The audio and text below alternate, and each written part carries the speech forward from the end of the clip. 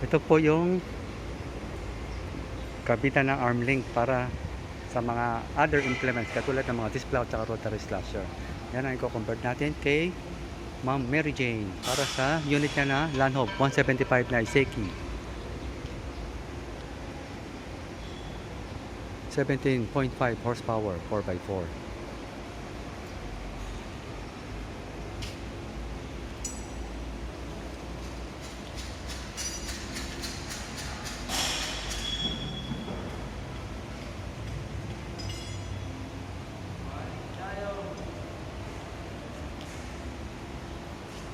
Don't forget to subscribe and hit the bell button para sa mga future uploads po natin.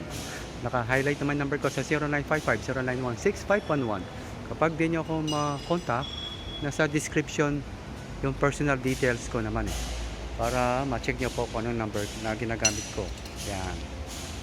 Have a nice day. God bless. Happy watching.